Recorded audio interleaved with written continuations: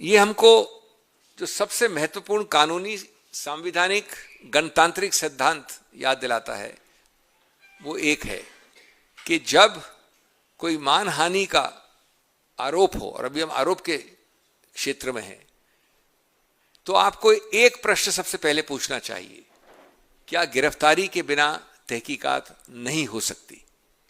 अगर गिरफ्तारी के बिना तहकीकात असंभव है तो वो बहुत बहुत बहुत रेयर केसेस में आप गिरफ्तारी कर सकते हैं। लेकिन जहां जिसको हम त्रिकोण वाला टेस्ट कहते हैं, ट्रिपल टेस्ट कहते हैं, भगोड़ा होने का कोई सवाल नहीं है, जाना माना व्यक्ति है, समाज में, घर में, राजनीति में उसकी जान में उसकी एक पहचान है, वो अंडरटेकिंग दे सकता है कि वो हर हफ्ते इस बार आएगा तहकीकात के लिए, जवाब देने के लिए, पूछताछ के लिए। आजकल विदेश भागने का सवाल नहीं उठता क्योंकि पासपोर्ट अवेलेबल होता है जब्त होने के लिए। जिस प्रेस कॉन्फ्रेंस का विषय है, इसमें सब कुछ पारदर्शी रूप से सामने रखा गया है। कोई डॉक्यूमेंट्री या कोई ऐसे साक्ष्य नहीं है जिनसे भय हो सकता है कि जिनसे कोई इंटरफेयर किया जाए। तो ऐसे संदर्भ में प्रश्न उठता है, क्या उद्देश्य है गिरफ्तारी के भय से 75 लोगों को निजामुद्दीन भेज देना या 60 लोगों को निजामुद्दीन भेज देना, जैसे कोई आतंकवादी खड़ा है वहां पर? उसका उद्देश्य एक ही हो सकता है कि आप किसी को ह्यूमिलिएट करना चाहते हैं, किसी को बेशर्मी से हैरेस करना चाहते हैं, और ये कानून संतुलित रूप से अनुमति नहीं देता है, क्योंकि आपकी तहकीकात और गिरफ्तार के बीच में एक संतुलित इक्वेशन होना चाहिए। एक और व्यापक मुद्दा है, और मैं विनम्रता से कहूंगा, मैं कोई भी नहीं हूं वैसे सुझाव देने के लिए माननीय मुख्यमंत्री को, और मुख्यमंत्री वापस बन सकते हैं 4 तारीख को, वापस नहीं बने वो मुद्दा है ही नहीं, चाहे जीते वो हारे। उनको ये सोचना चाहिए, पुनर्विचार करना चाहिए कि जो 3 पन्नों में उच्चतम न्यायालय ने पैराग्राफ 22 में कोट किया है उनको, माननीय मुख्यमंत्री को, और कई चीजें कोट नहीं की हैं जो मेरी याचिका में है, जो न मैं बोल सकता हूं न कोट कर सकती है उच्चतम न्यायालय। तो मैं एक बड़ा विनम्रता से प्रश्न पूछूंगा कि क्या ये शोभा देता है किसी शपथ ग्रहण संवैधानिक पदासीन व्यक्ति को?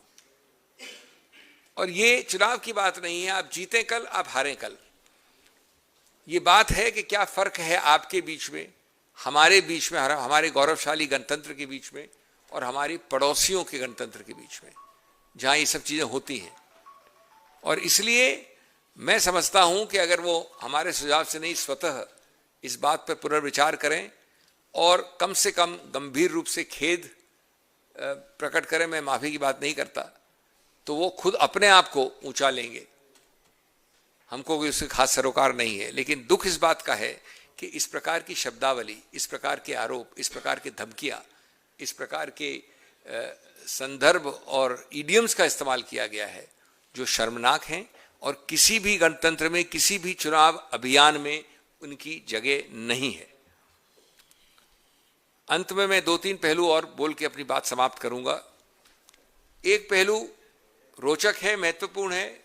हमारी न्यायिक पूरे सिस्टम में जो सबसे निचला होता है, मैजिस्ट्रेट होता है। तो शायद आपको पता नहीं कि प्रेस कॉन्फ्रेंस 5 तारीख वाली के 2 दिन बाद 7 तारीख को सरकार ने, प्रदेश ने अपने पूरे जबरदस्त फोर्स के साथ एक NBW जिसको कहते हैं, नॉन बेलेबल वारंट की याचिका डाली, जो एक प्रकार से अरेस्ट की याचिका होती है। उसको बहुत व्यापक रूप से सुना, 5-7 पन्नों के कारणों के साथ उसको खारिज किया, और उस न्यूनतम श्रेणी के जज ने कहा कि गिरफ्तारी की मांग इन सब तथ्यों को मद्देनजर रखते हुए लगती है कि फैंसीफुल है, स्पेकुलेटिव है, अनसब्सटेंशिएटेड है, यानी उसमें कोई मजबूती नहीं है, वो एक दिमाग की सोच है, उसमें सत्य या तथ्य नहीं है। 1-2 और पहलू जिस निर्णय के विरुद्ध हम उच्चतम न्यायालय में आए, जो उच्चतम न्यायालय ने आज निर्णित किया है, उसमें कई पैराज हैं जिसमें कि ऐसे प्रावधानों का जिक्र है जो न कंप्लेनेंट ने, न याचक ने, न इन्वेस्टिगेटिंग एजेंसी ने, न FIR ने, कंप्लेंट ने कहा है। एक उदाहरण है अनुच्छेद 339 का आरोप नहीं लगा है, लेकिन उच्च न्यायालय में उसका जिक्र आ गया है। इसकी बात उच्चतम न्यायालय ने की है। दूसरी बात जो उच्चतम न्यायालय ने की है वो कहा है कि हम भूल जाते हैं कि एंटिसिपेटरी बेल यानी अरेस्ट की पहली वाली बेल में वो मूल सिद्धांत जो है हमारे कानून का सैकड़ों वर्षों से, कि आपको जब तक आप साबित नहीं होते दोषी, आपको दोषी नहीं मान सकते, प्रिजम्पशन ऑफ इनोसेंस, वही एक मूल सिद्धांत है जिसके आधार पर एंटिसिपेटरी बेल आधारित है। उसको नहीं भूला जा सकता। तीसरा पहलू कि हर प्रकार के प्रावधानों को डाल दिया गया, इसको मानहानि से एक अलग केस बनाने के लिए 9 प्रावधानों का इस्तेमाल किया और 9 के 9 हमने सिद्ध किया बेलेबल हैं। एक शेड्यूल होता है कानून में जिसमें लिखा आता है बेलेबल। बेलेबल का मतलब होता है कि इतना निचले दर्जे का उसमें पनिशमेंट है कि आप ऊपर जाने की आवश्यकता नहीं कोर्ट कचहरी में। पुलिस भी बेल देने का अधिकार क्षेत्र रखती है। यद्यपि हमें कोई आशा और विश्वास नहीं है कि असम पुलिस के बारे में जो कहा गया है माननीय मुख्यमंत्री द्वारा, उसके बाद असम पुलिस कभी सोचेगी भी अपने आप बेल देने की।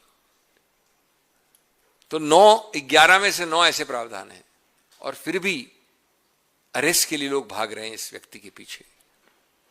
और अंतिम इसमें पक्ष जो है, पहलू है, वो ये है कि हमको ये भी नहीं भूलना चाहिए कि स्वतंत्र निर्भीक जो एक वाणी का मूल संवैधानिक अधिकार है हमारे अनुच्छेद 19(1)(a) में 19(1)(a) में, अगर उसको आपको उजागर रखना है तो राजनीतिक कैंपेन के दौरान, उसकी गर्मी के और गर्माहट के दौरान एक राजनीतिक वक्तव्य के आधार पर इतना बड़ा उसका एक इशू बनाना, पुलिस को भेजना और गिरफ्तारी पे इंसिस्ट करना, मैं समझता हूं कि अगर कोर्ट कचहरी इसमें नहीं हस्तक्षेप करेंगे तो 19(1)(a) एक प्रकार से खत्म हो जाएगा।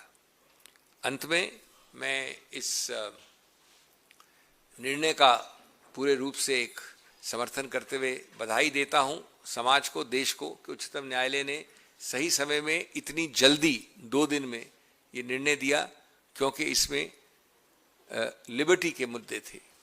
मैं साथ साथ अपने उस हर जूनियर व्यक्ति को लीगल टीम में जिन्होंने इतना काम किया, क्योंकि 5 जगहों पे 2-3 हफ्ते में भाग दौड़ करके फाइल करना बनाना, उस सब के लिए और मुझे असिस्टेंस दी, उसके लिए मैं धन्यवाद करता हूं। और कांग्रेस पार्टी और मैं और मेरे कॉलीग और सभी लोग इस निर्णय का बहुत पूरी तरह से व्यापक रूप से स्वागत करते हैं। और अब हम स्वागत बाद में करेंगे खेरा जी का भी। शुक्रिया सिंघवी जी।